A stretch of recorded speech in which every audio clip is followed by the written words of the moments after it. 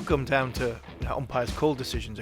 These teams are so close that it could come to the finer moments. So they bat deep, they've got incisive, informed bowlers, they've got an established top six. Have you got a weakness? That's your third Sweet Riesling. It is, yeah. It's the third time you've nominated the Sweet Riesling. Kia ora and welcome to the following on podcast from talkSPORT in partnership with 100% Pure New Zealand. Simply visit newzealand.com to see all the latest travel offers from a country I know so well, whether it's wine tasting in the South Island, maybe a little bit of skiing in Queenstown, the beaches of the North Island, the Coromandel, the Bay of Islands, Mount Maunganui. It's just one of the best places to travel in the world. Yeah, it was worth sitting. We're premium economy, so a little bit of room, but obviously the frame's a little bit different since I've finished playing, and I finished playing more or less here because that was the end of my career up at Hamilton. But no, it is somewhere good. This is magnificent. What a beautiful place New Zealand is, and a Test series, I think, which is going to, be fitting for the setting it's in. Absolutely. Incredible scenery. Check. Experiences. Well, we've had a few. We've all been here quite a few times. This is your sixth tour of New Zealand. I've got family that live here, and Steve Harmison's career came to a shuddering halt. Temporarily, though. Temporarily, you did win at Ashes after that series. But look, it's brilliant to be here. Thanks to VisitNewZealand.com, where you can check out all the latest travel offers. Look, we were fortunate enough to be here at the start of 2023 for a two-test series between New Zealand and England. And you've been touring the world for 30 years, man, and seeing a lot of cricket, and you've never, ever been more excited than you were ahead of that two-test series. But what about now, 18 months on? I'm extremely excited about the cricket. This is torture because we're sitting in this beautiful, beautiful vineyard, and we're going to test some wine. We can do some wine tasting. So you want me to focus on cricket and this talk about it. This is very hard. This is how I get you and Harmy to focus on cricket, with the promise that if you focus on cricket and do what you do so well, then you'll be treated with some wine tasting a little bit later in the show. Otherwise, we're going to peak too early. And all I can say is oak barrel matured Sauvignon Blanc. We're in the Port Hills, as you said. This is Tussock Hill, and the good news for New Zealand is that anybody who is tempted won't be able to buy that wine on the shelves. They'll have to come to Christchurch in the South Island to come and buy some. Well done, well done. You looking for another job? Or an extra bottle. Let's talk about cricket though, because I tell you what, I was like you, ahead of that two-test series last year. But we heard from Joe Root earlier today, former England captain. He's going to be playing his 150th test match here in Christchurch. And he was saying every test series should be a three-test series. We've got a three-test series. We've got two sides coming up against each other with frailties, with strengths, with potentially different directions to travel. But they look very evenly matched, don't they? And I think this, couple of days out this first test match is very, very difficult to call, Harmy, which way this test series is going, which is exactly what you want. Yeah, it's exactly what you want. You want two teams who are very evenly matched. I think both bowling units are relatively inexperienced, apart from obviously Tim Southee, Chris Woakes. I think there's two there. I know Chris Woakes has only played 55 Test matches, but he's experienced enough. Southee's one of the sort of modern greats of world cricket, not just of New Zealand cricket. And then two bowlers who are on the up and up with Smith and O'Rourke, and then you've got Carson Atkinson, which I think both of them on either side will give X factor for their team. So I'm encouraged by the bowling units. You throw Stokes in, and that goes into the mix. You look at the England batting unit. I think is very, very similar to the New Zealand batting unit. I think there's a frailty at the top, which I do believe there is. You can get at if the moving ball at New Zealand's top order, as well as England's. Two gun players in the middle. Joe Root is in arguably the form of his life, going into his 150th Test match, and Kane Williamson, part of that, what the so-called Fab Four, if you believe everybody apart from Darren Lehman. But I think it really is evenly matched in a way that the thing that I'm intrigued to see is the side that gets on top, can the other side come straight back? So if England have a good first session, can New Zealand counter England's sort of baseball approach? Or if England have a little bit of a wobble, then all of a sudden because I don't think England have been in great form in the last sort of 2 or 3 series, and if that continues, then all of a sudden psychologically, where do England go from there? Because I think during the summer there were frailties, and I don't think they were recovered as quickly as you would like them to. But I think Ben Stokes being part of this unit now, I think barring from injury, is a massive bonus. John, can I just say, this has been an absolutely golden period for Test cricket. One of the richest last couple of months, with another month to come that I can remember in my long career. Thanks for reminding me. But and a lot of unexpected results. So I just think that if you take a dispassionate, objective look at who might be starting this series as favourites, I think it'll be quite hard not to reach the conclusion that New Zealand are favourites for the first time. I think probably the first time in the 21 series that there have been leading up to this. I mean, that 3-0 win in India was truly extraordinary. I think the biggest upset in the history of Test cricket, and it's a hard team to get into, this New Zealand team. And again, if you Jacob Bethel on debut at number 3. Again, I'm not commenting on his ability or his selection. I'm just saying, just objective, dispassionate analysis. They've got a debutant at number 3. It doesn't often go very well. And they're insisting on playing Shoaib Bashir. We had Gary Stead, the New Zealand coach, telling us that it never turns at Hagley Park, particularly early summer, which is now. They haven't included a specialist spinner in their squad. The home team haven't. And I mean, you called it. We've picked 3. You arrived with 3, and picking Shoaib Bashir at number 11. I think that debutant at number 3 and a potential luxury passenger at number 11. If you were just to pick one position in both lineups, as you just have, objectively,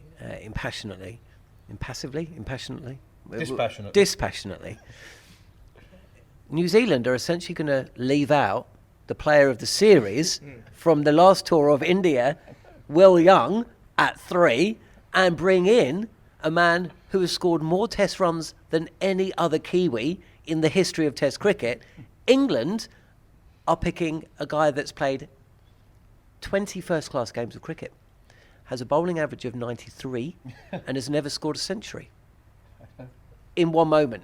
But of course, that's the baseball nature of England. England's debutants in the last 2 years under McCullum and Stokes. Bethel's going to get 100. He's going to get 150. He's going to get 100. Every bowler they've picked has got 5 for on debut, so Bethel's going to get 100. But what about his hair? I mean, I don't know about you, Harmy. You probably won't get this reference. I might be surprised. Manners will, but every time I see Jacob Bethel, do you know what I think? I really should watch Amadeus. That was a good film. I really should watch that again. That must have been what, late 80s? Early 90s at the I think late 80s. I think so. Cool. I think I might watch that on the flight home. What about Joe Root then? Because he is about to play his 150th Test match. I mean, he has been playing so long, Steve Harmison. He played with you. You know, we're talking about veterans and experience, Manners. Joe Root essentially has been playing first-class cricket for the best part of 20 years. He's only missed 2 Test matches in 149 tests. He's never missed one through injury. He is arguably England's best bat. Arguably, it's not an argument whether he's England's best bat ever. He's the greatest cricketer that England have produced in my eyes. See the way I said produced? Because, South Africa produced Kevin Peterson. So I get out of that one. He is, for me, England's best ever cricketer. I think he's his volume of runs is second to none. I think the way he's done it, even during his leadership time, when things weren't going so well for England, his numbers didn't drop off. He averages 50 in 150 what will be 150 Test matches. He missed one through. He got dropped from one, and then obviously from the birth of his second child, I think it was why he missed then during the COVID series. I disagree with Darren Lehmann, what he was saying about Joe Root's not part of that because he hasn't scored runs in Australia. I mean, Joe Root will go past Sachin Tendulkar in my eyes. He will. There, you watched him today. We've just been to the Hagley Park Oval. We've watched Joe Root with a fitness coach, and he did a fitness session running around the ground with the fitness coach on his own. But the best part of 40 minutes, on and off. And anybody wants to know why these guys are at the best? Can you remember when we went to Barbados all them times ago when Stuart Broad got left out, and we stood there and we watched Jimmy Anderson, pegging it up and down, sprinting in sort of 35-degree heat, and everybody's going, why on earth is he doing that? He's the greatest ever. This is why the greatest ever. I talk about Peterson a lot. Why was he the best during my time? Because he was the fittest, he was the strongest, mentally he was the sharpest. Joe Root is exactly like that, and for me, that's why he is the greatest at this moment in time. From an England point of view, I think he's going to set a record which probably will never ever be beaten if he does go past Sachin, because of the amount of cricket that's coming with it. And bar an injury, I don't see anything stopping him. And if the label is he hasn't got the hundreds in Australia to be talked about in the top echelons, like what one or two people are saying, then that's still to come. Because the last COVID series the last Ashes series, he went through COVID, he was in charge, and it was an absolute shambles for England. Maybe he's just boiling at the right time to get himself to that point. And if it means another 12 months like he's just had, then you wouldn't put it past him to do that next winter. But at this moment in time, England need Joe Root because they need his runs and holding everything together in the middle.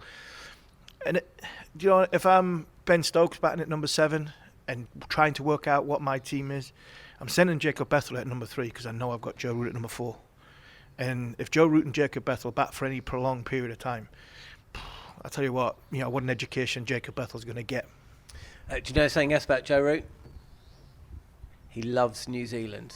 He was asked about what it's like to be touring here earlier today. We were at Hagley Oval for the press conference with Joe Root. Let's hear what the former England skipper had to say. Joe, lovely to see you. You're at the start of an exciting 12 months for this Test side. I know it's important not to look too far ahead, but as a kid growing up, if you look at what's to come over the next 12 months, this is probably why you play the longest format of the game, isn't it? Yeah, 100%. The big series are the ones you want to be involved in, and I mean, it'd be easy to underestimate this one, really. When you look at, there'll be a lot of talk about India and Australia, but this is a tough series. We've not come away from here with a win. I don't know if we ever have, really. So it's going to be some hard cricket. Always is. Team that are playing really well, coming off the back of a 3-0 win against India in India, and have got a great record at home. So we're going to have to play some good stuff, but we're capable of doing that. We've shown that last time we were here, and the way that we play, I think, sets up nicely for these conditions. So I think it'll be a great series, good contest, and the start of a really exciting 14-month phase, really, in Test cricket. And you mentioned New Zealand beating India in India. As a Test cricket fan yourself, how important is that for the global game? You see India beat Australia overnight, so it's not just all the top teams winning all the time, and it's making it competitive, I guess. Yeah, and that's testament to them for being able to be skillful enough to do that. India's not a place where it's easy to go and win, as we know and we've seen in recent past. Their record there has been incredible. So to exploit that and do that is an amazing achievement. And similarly, in Australia, seeing India play like that in those conditions, so alien to what you'd probably grow up playing in India, is again another remarkable achievement. I don't think anyone's won at that stadium yet until now. So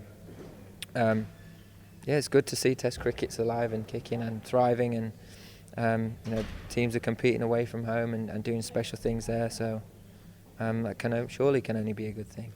And it's your 150th Test. I know you said in the press conference it's just another game for you, but looking back at your career, what would be the proudest thing you look back at? You've never missed a test for injury, for example. What would be the proudest thing? Let's not go there. That could easily happen at any time. I've been very fortunate in that respect, but I think the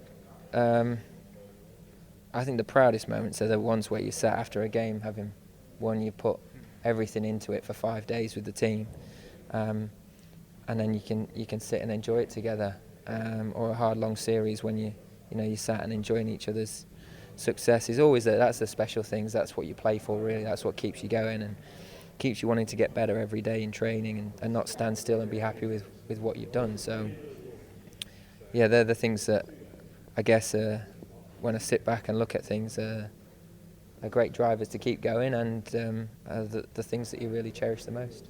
And I know it's important not to look too far ahead, and there's been a lot of talk with you about whether you break your touch-ins record in the future, but when you're going through the form you are now, how important is it just to enjoy it? Enjoy playing Test cricket for England, you're at the pinnacle, just while it's lasting, just have some fun. Yeah, I mean, you have, in professional sport, I mean, as a batter in cricket, it's very rare that you walk off at the end of the day and you've had a good day. Normally you're out, even if you've got 100, you're out. So there's that element of disappointment.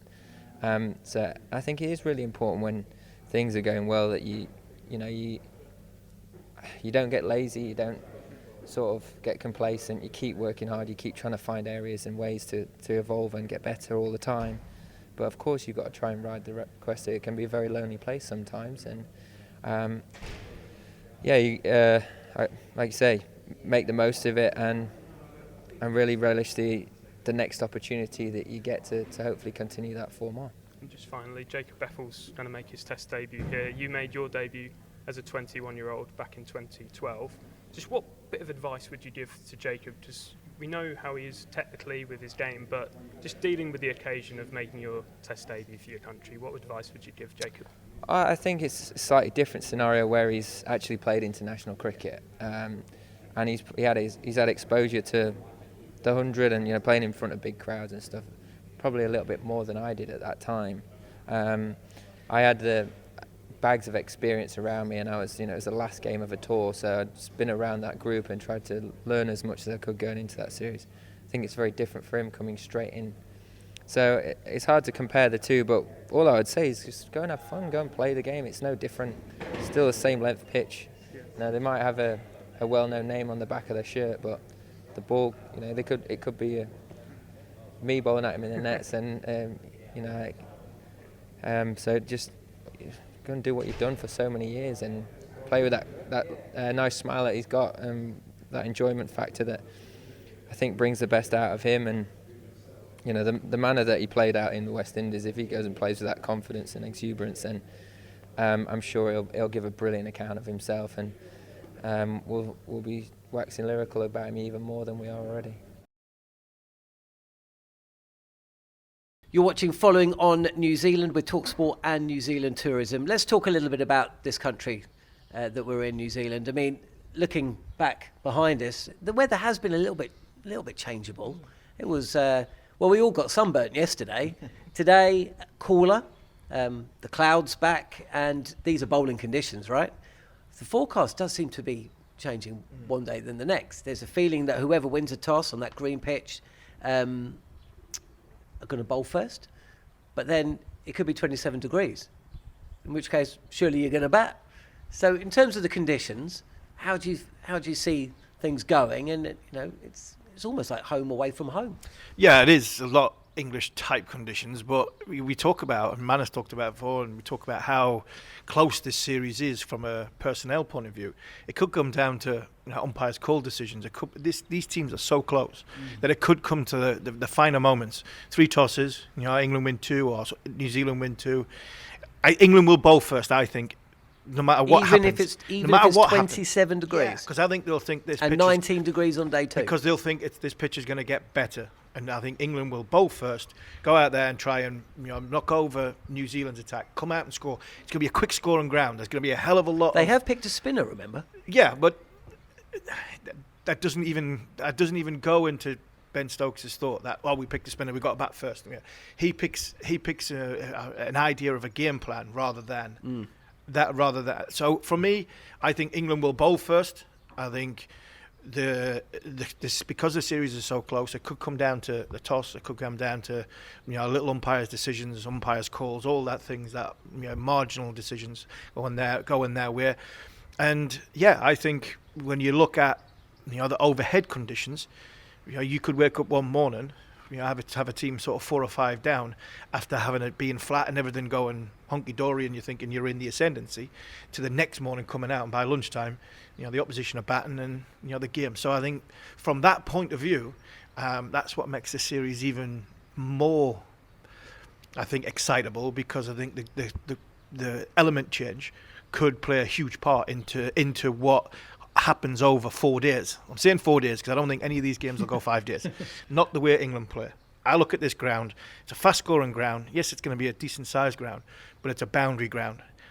I'll go as far as to say I reckon if England are ever going to score 500 runs in a day, it's going to be here. I reckon it's going to be What here. are you expecting that? When it flattens out and England get going. If it's the Bazball on steroids like we had at Mount Maunganui, remember when Harry Brook got going and everything like that.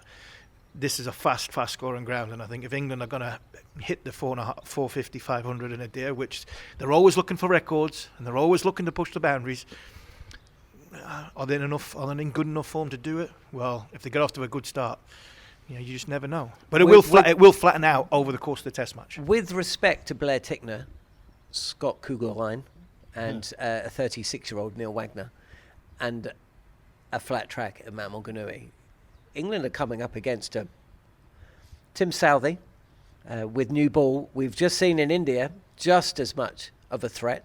William O'Rourke, the youngster, who bowled at good pace, good bounce, back of a length, and really testing defence and outside edge.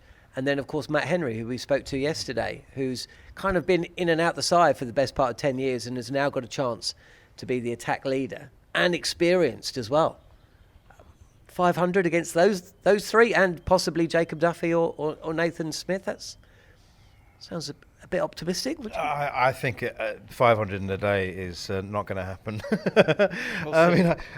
It's interesting. I think that you said England would bowl. England will bowl, yeah. But I think because the pitch will get better. There's been 13 Test matches, haven't there, at the Hagley Oval? So it's a big enough sample size, I think. And of course, the first one was as recently as 2014. So it's 10 years. Correct. Yeah. 10 years. And the team batting second has won 8 out of 12, and there's been one draw. So I think that's interesting. I mean, I think that too much can be read into numbers like that, stats like that, but I do think that's significant. And the average second innings score is slightly higher than the average first innings score, so that also suggests you're right that the pitch will get better. It always plays, and I'm quoting Ian Smith here. I spoke to Ian Smith this morning, and he said it always plays better than it looks. Visiting captains come and they go, it's luminous green. It's got grass on it like this. And the 2 days before, now of course they will cut. You can cut the grass as short as you like. You can't kill it. And visiting captains will, despite whatever they're told, and they'll be given the stats and the analysis and whatever, but they'll still go, ooh, and they'll be wary about batting first, and they'll be tempted to bowl first. But as Ian Smith said, it always plays. We haven't got visiting captains, have we? That's true. We got local ones, haven't we? We've got local captains. But I don't think Ben will bowl just because of the look of the surface. I think Ben will bowl because he will see that the surface will get better in time. And the bowlers that you've mentioned, very good. They're in, I think they're a lot better than what we had before. But I think the only bowler that England, I think, will lose sleep over is Matt Henry. I think the others, England will go at them. Will O'Rourke, yes, he's back in his home country and he's had a great count in India, but I think England will try and be forceful against him. He bowls a sort of a back of a length, probably a 5.5, 6 metre length, as opposed to that little bit fuller where it's not attacking the stumps. So I think England will try and get him to bowl that by either coming out the crease and trying to hit him off his length. And then all of a sudden, that's not natural, I know that, because it's like what I was like. The minute he tries to bowl that a bit fuller, he's not got the velocity on it, so it's a little bit floaty, so they'll get at it. And Smith's on debut. I mean, you know, they'll be 15 yards away from Smith when he starts bowling. Ben likes to Ben Duckett and Zach Crawley. They'll be coming at them and trying to put pressure on them. If they withstand that pressure and hold their nerve, then yeah, great. They'll definitely put England under pressure. But I think the only bowler I think that England will be really worried about, is Matt Henry. What about the rest of the New Zealand side then? If you were to say there was a weakness in this New Zealand side, would it be the fact that they are going to be bringing in a debutant, either Jacob Duffy or Nathan Smith? Is it the pressure on Kane Williamson, replacing player of the series Will Young? He hasn't played a lot of cricket for a while. Daryl Mitchell, who has got a more than healthy average against England of 73, I think. Or is it Blundell? I think Blundell's the only one. He's the only one who's ostensibly out of form, and obviously out of form. But you know, Test teams and first-class teams generally tend to be very protective of their wicketkeepers, don't they? If they're established members of the team, and the value that they provide, even if they're not actually scoring runs, as long as they're catching catches. It's hard, John. It's hard to point at a weakness. None naturally come to mind. I mean, you know, and if it does, if we have some unexpectedly hot weather and it does start to turn, which it hasn't done before, they've got Rachin Ravindra and Glenn Phillips to provide them with spin options. So they bat deep. They've got incisive, informed bowlers. They've got an established top six. Have you got a weakness? I think the middle order. I think that lower middle order. I think the difference, because they're so close, the difference in the two sides could come down to the fact that in that first Test match, starting in 2 days' time, Bryden Castle's going to bat 10 for England. That could be difference. The great man loves lower order runs. 8, 9, 10, 11. 8, 9, 10. I mean, there's first-class hundreds in them. There is, you know, Atkinson, yes, he got 100 at Lords. I'm not sure he'll get another Test 100. You know, he might get a couple of Test 50s. You know, Cast at 10 is massive. And I think over the course, we might look back in 3 weeks' time and go, the 80 runs that 8, 9, 10 got over New Zealand's might be the difference in this series. And I think what I mean by that is Stokes going to 7 and his game management, game situation, game play, if he's got Cast, Atkinson, Wokes at the other end, and he gets going, then all of a sudden that's a game changer. I think the lower order of New Zealand, of 5, you know, Mitchell be at 5, Blundell at 6, Phillips at 7, Southey at 8. I think that could be the difference between the two sides. Because England's weakness is at the top. I think if you can get at England's top order, I know Duckett, you're very difficult to score to stop him from scoring. But if you get England, which there have been quite a lot, you know, over the course of the last two or 3 years, 20 for 2, and Joe's in early with a new moving ball, then you can get at England and expose the middle order. But if England get off to a good start, top order, then all of a sudden that lower order, I think, could be the difference between numbers, the difference between the two sides. Okay, that's the cricket done. You ready to taste some wine? Oh, all right then. Have you ever been to it? Well, actually, we're going to get our producer, Scott Taylor, involved in this. I was going to say, have you ever been to a vineyard and not tasted wine before? But he's actually going to taste some alcohol for possibly the first ever time. I've done this once before, but they decided to do the interview after the wine tasting, which then the interview never got done. Wow. We had to come back a week later, but they said next time we're going to have to do the interview first as opposed to doing it after. Well, that was a long time ago. I learnt my lesson with you guys in 2019 in Barbados when we did a tour of the Mount Gay Rum Factory, and at 11 in the morning we were drinking neat rum, and stupidly I then tried to record this very show, and it didn't go down very well. Yeah, it's 7 o'clock somewhere in the world, isn't it? It is. Right, as promised, and I have been looking forward to this for months. You cannot come to a vineyard, whether it's 20 minutes from Christchurch or 20 minutes from Auckland or 20 minutes from Blenheim, and not drink some wine. I know, but it's me. Come on, please. Well, you don't want to drink wine. I'll start with that and then I'll move on. Well, look, we've already got. We're going to have a wine tasting challenge.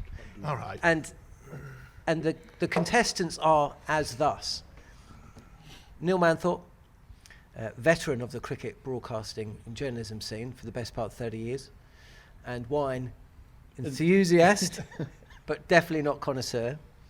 Harmy, Northern, and Scott Taylor, our producer of note, and teetotaler.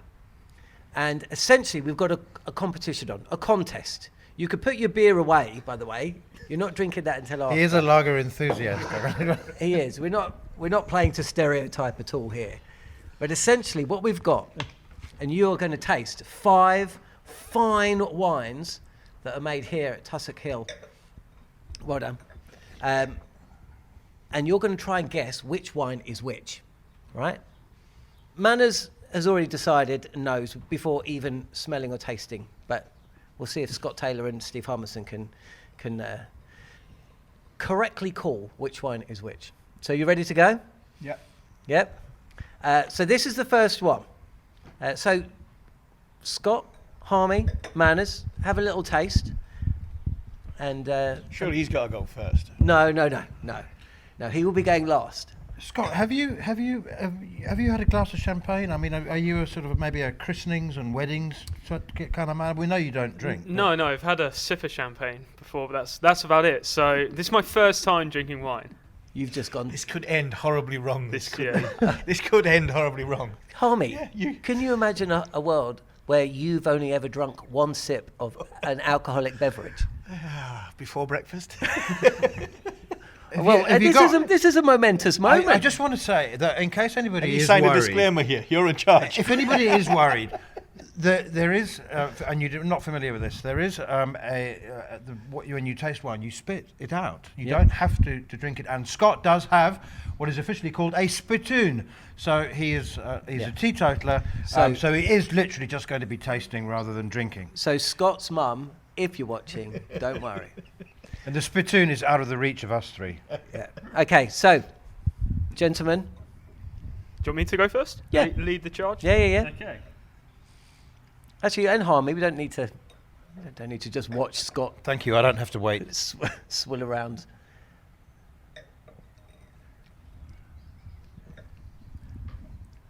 Harmy? It's all right, that. It's all right, that. It's all right, yeah. Well, okay. But the contest is to try and work out which All wine right. is Nice which. aftertaste, that, isn't it? Sweet aftertaste. Oh, sweet. Yeah, a little bit. Well, look, would you say that the wine you've just drunk could have flavours of floral, citrus peel and lime with notes of ginger and saffron? Possibly. I would say Possibly. it's quite sweet. I got a sweet aftertaste, as Harmy mentioned there. Yep. It's quite citrusy. I Oh. don't know if I'm like the Citrusy? group in this.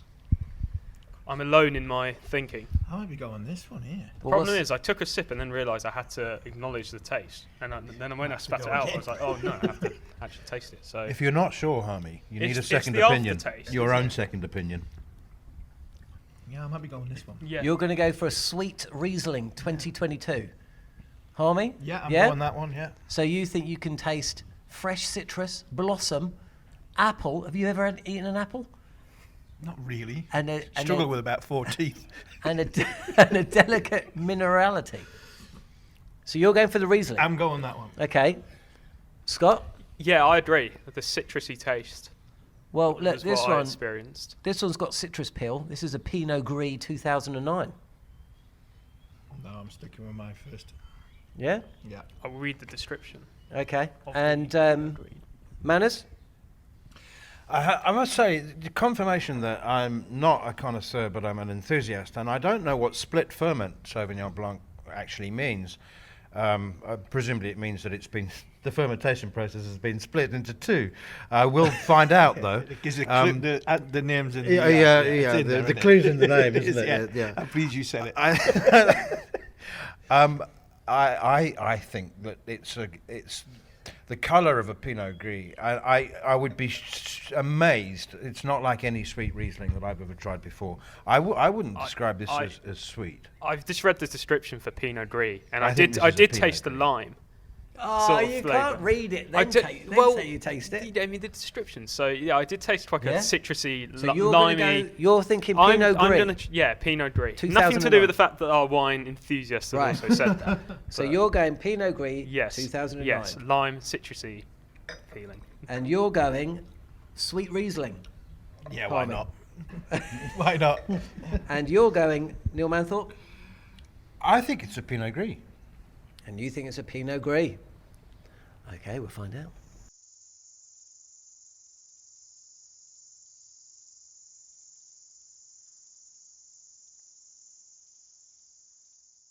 Okay, wine number 2. We're going to get straight into this one now. We're all experts. Everybody take a little sip.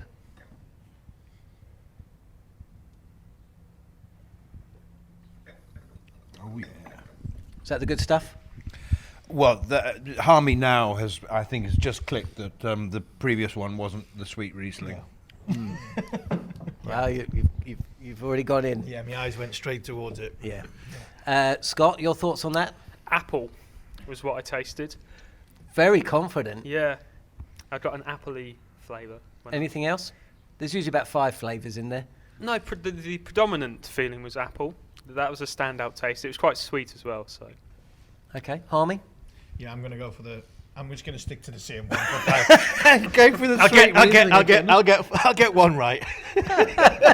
You're just going Sweet Yeah, Riesling. if I go that 5 times, I've got a chance of getting it right once. So I'm gonna get at least one right. Well, can I just say that the split ferment Sauvignon Blanc 2022 green apple.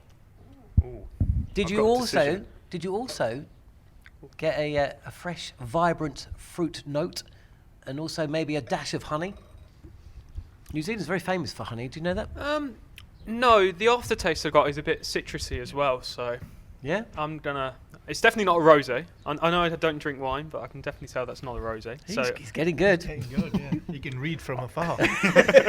I would say it is. I would confidently look down the barrel of the camera and say it's a sweet. Was it Riesling? Is that how you pronounce it? So you're saying a Sweet Riesling. Yes. Okay. And Harmy, you're saying Sweet Yeah, I'm Riesling. sticking with my first answer. Sweet Riesling. And Manners, Can't be anything else, surely. Sweet Riesling. Yep. Okay then. That's 2 wines done. 3 to go. Are you missing your beer yet? No, not yet. No, Still there. it's still there. Still got a head on it. It's going strong. Okay, I'll go and get the 3rd one.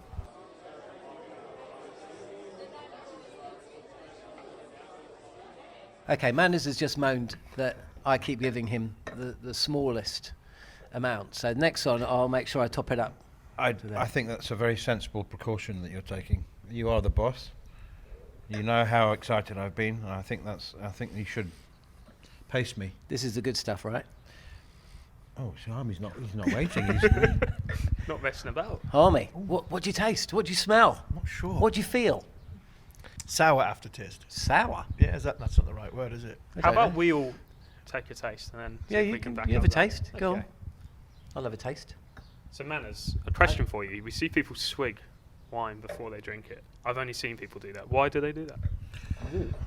Well, Oh, it strong. releases the aromas, and you can appreciate the bouquet of the wine a lot better. And by the way, the reason that you see that the connoisseur is holding the glass by the lower stem is so that they don't change the temperature of it, because you get your dirty pores on the actual glass, and you can warm it up a bit. So that's why it looks a bit pretentious, doesn't it? That's why they hold it at the bottom of the stem, though. Give it a swirl, releases the. Of all the wines I've tasted, I cannot think of a single one that compares to this. This is punchy. absolutely astonishing, and that's why I love wine so much, because you learn something new every day. There's always a new wine to taste. So, It's like working with you. You learn something new every day. so the question is, what wine is it? Guys, what do you think? I got an appley flavour again, Oh, there's a lot of apple going on. and quite a soury aftertaste as well. That one? But yeah, I mean, because it's nothing like anything, it's unlike anything I've tasted before, and I did just confess that I didn't know what split ferment Sauvignon Blanc was. And I think that a crisp acidity and a long finish means the tastes taste lasts for a long time on your tongue. And so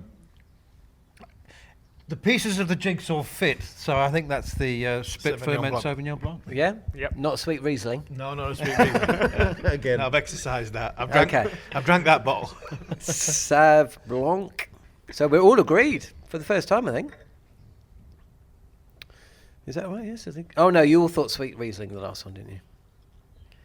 Okay, then. It's all got very serious all of a sudden. Yeah. I'll go and get another one, shall I? me. Yeah. The second mouthful was better. How much is that one? I want to buy one to take back to the hotel. Well, there's an open one there, so anyway. I'll go and get That'll I'll last- go and get wine number 4. That'll last the bus trip. Regret it. It has a history, so I'm coming at one below. Scott, I'd like to introduce you to what may or may not be your first ever experience of a rosé. My first ever experience tasting a rosé, yeah. Well, we'll see. Give it a go. Okay. Now then, Scott, while you aerate it, hold it by the stem. Sorry, yeah, this one. There we go. And then Now, this one. clearly, we know that the last two are rosés. So you need to have a look at in order for us to be able to identify which is which, we need to pick out some of the characteristics, the bouquet, otherwise known as the nose. See, so we know that we're finishing with 2 rosés. We don't know which one they are because none of us have tried them before. So here we go. What do you reckon? Harmy, have you had a taste? I reckon it's this one. The crisp finish does me on that one. A crisp finish. Yeah. Oh, Scott's pulled a face. I'm not sure he likes that one quite as First time much. ever. I'm just seeing the 2 options. I did get a strawberry taste, but there's a strawberry taste on both. It's a bit fizzy. Yeah. Fizzy, isn't it? It's a bit It's like having like acidity them sherbet dib afterwards. dabs. Yeah. It Mm. just A stays bit- on your tongue for a bit, doesn't it? It's the aftertaste that gives it away for me. On the first 3 anyway, so I'm just going to It's trust my very, judgment for that. very fizzy is completely overstating it. It's very, very Yeah, gently. you're talking to someone who's got no GCSEs. I mean, overstated things. It's not like pop. It's very, very, very gently. It's not like even like a prosecco, as in terms of the aeration. No, oh gosh, that's amazing. You can barely see the bubbles, can you? Well, would you say that this one is has bright acidity, gentle effervescence that creates a crisp, refreshing finish? That one for me. Or would you say it's a rosé with beautiful, fresh fruit characters, strawberry, stone fruit, nashi pear, with a light blossom note and touches of cream? Have you had a nashi pear? Have you ever had one of those? Don't really get them in England so much. No, They're like massive pears. no, I haven't. Beautiful. Either way, so which one are you going for, guys? Are you going for the Home Block Pinot Noir Rosé 2022, or do you think it's a Waipara Pinot Noir Rosé 2023? I think it's a Waipara Pinot Noir Rosé 2023. Okay. Harmy? Yep.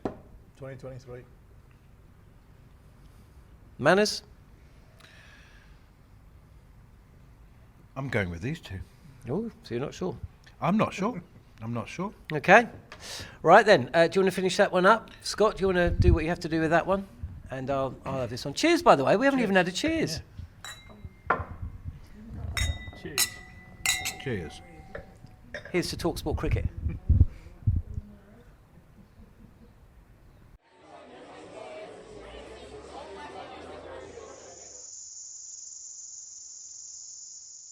So, wine number 5. Are you slightly surprised by what you're seeing, Manners?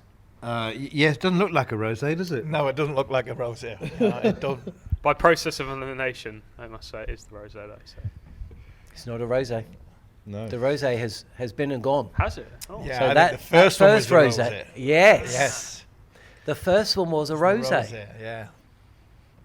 Enthusiast. So this could be the sweet rosé, and then. Well, why don't you take a taste and see? It would kind of make sense to leave the sweeter wine to the end. Yeah. It is. Yeah, that's a sweeter one. Well, if I went through, I might have got it right once anyway. So So what do you taste? Are you sure that they're not 2 sweet Rieslings? because that's absolutely 101% the sweet Riesling. It's your third sweet Riesling. It is, yeah. It's the third time you've nominated the sweet Riesling. It's got to be once right. It's got to be right once, isn't it? This is, well, I said the previous one was 100% sweet Riesling, so just shows you that it's that I clearly haven't practiced enough. I haven't visited enough vineyards and tasted enough wine. This is We were giving him stick when the first one came and we were off camera. He went, "Is that a rosé?" And you were like, we were looking at each other going, "That's a white wine." He's not. He got it spot on the first one, didn't he? No, he didn't. No, he said, "Is this a white?" No, he didn't. He said, "This is a rosé." Well, I know, we can I know, play back. I did ask, is this a white wine? Is it? did I say thought you white, said, yeah. "Is this a No, rosé?" no.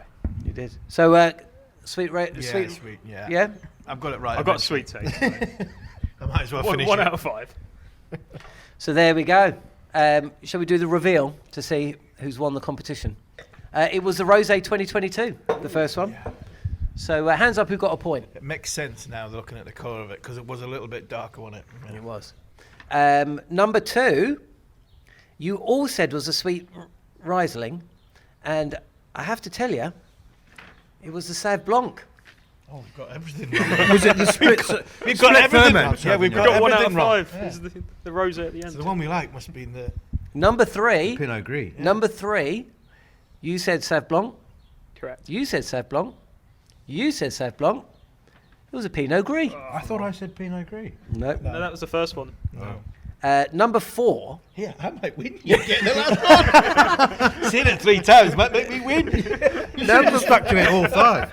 Number 4, you all said the Rosé 2023.